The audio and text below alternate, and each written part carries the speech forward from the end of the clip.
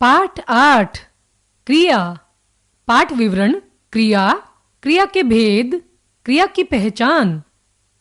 प्रत्येक काम या तो किसी के द्वारा किया जाता है या स्वयं हो जाता है। जैसे बाग में सेब का एक बड़ा सा पेड़ लगा हुआ है। तोते सेब खा रहे हैं, किंतु एक बंदर सेब तोड़कर नीचे फेंक रहा है। बाग का माली पेड़ के नीचे सो रहा है। उपरोक्त वाक्यों में छपे रंगीन शब्दों से क्रमशः लगने, खाने, तोड़ने, फेंकने तथा सोने जैसे कार्यों के करने का बोध हो रहा है। जिस शब्द से किसी कार्य के करने या होने का बोध होता है उसे क्रिया कहते हैं। धातु।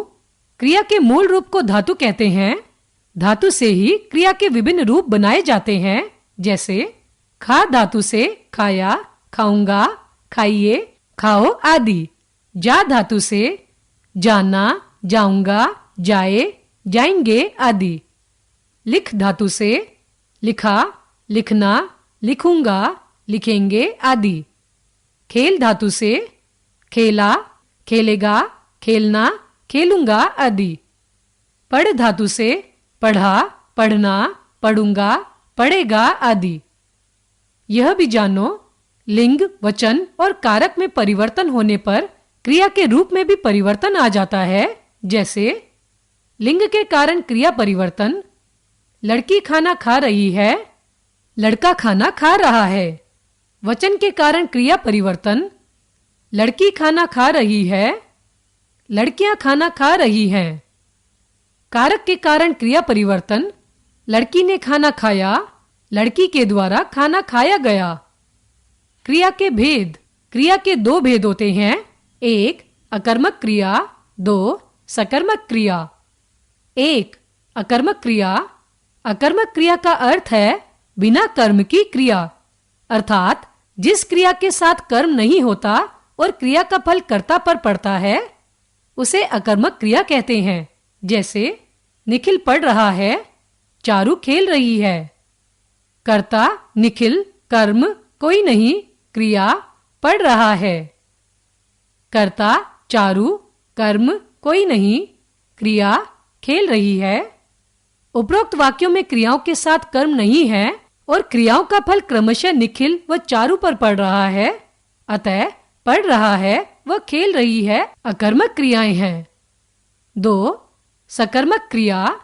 सकर्मक क्रिया का अर्थ है कर्म के साथ क्रिया, अर्थात जिस क्रिया के साथ कर्म होता है और क्रिया का फल कर्ता को छोड़कर कर्म पर पड़ता है उसे सकर्मक क्रिया कहते हैं। जैसे मिस्टर वर्मा मुंबई जा रहे हैं, अध्यापिका गणित पढ़ा रही हैं। कर्ता मिस्टर वर्मा, कर्म मुंबई, क्रिया जा रहे हैं। कर्ता अध्यापिका, कर्म गणित, क्रिया पढ़ा रही है।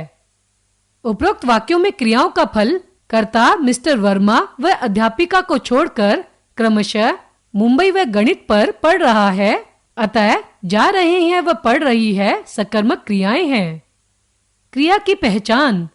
क्रिया अकर्मक है या सकर्मक यह जानने के लिए क्रिया से पूर्व क्या अथवा किससे लगाकर प्रश्न करते हैं। ऐसा करने से यदि वाक्य में उत्तर मिल जाता है तो क्रिया सकर्मक मानी जाती है, अन्यथा क्रिया अकर्मक होती है। जैसे मिताली खेल रही है। अब प्रश्न करते हैं। प्रश्न मिताली क्या खेल रही है? उत्तर पता नहीं, अतः यह अकर्मक क्रिया है। मिताली गेंद से खेल रही है। अब प्रश्न करते हैं। प्रश्न मिताली किससे खेल रही है? उत्तर गेंद से, अतः यह सकर्मक क्रिया है।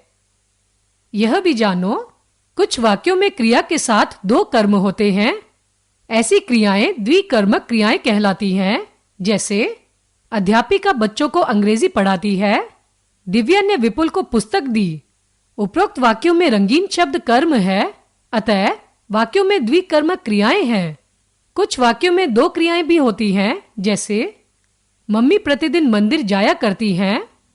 उपरोक्त वाक्यों में जाना और करना दो अलग अलग क्रियाएं हैं। हमने सीखा, जिन शब्दों से किसी कार्य के करने अथवा होने का बोध होता है उन्हें क्रिया कहते हैं। क्रिया के मूल रूप को धातु कहते हैं। लिंग, वचन और कारक में परिवर्तन होने पर क्रिया के रूप में भी परिवर्तन आ जाता है। क्रिया के दो भेद होते हैं, अकर्मक तथा सकर्मक क्रिया। जिस क्रिया के साथ कर्म न हो वह अकर्मक क्रिया और जिस क्रिया के साथ कर्म हो वह सकर्मक क्रिया कहलाती है। कुछ वाक्यों में क्रिया के साथ दो कर्म होते हैं, ऐसी क्रियाएं द्विकर्मक क्रियाएं कहलाती हैं।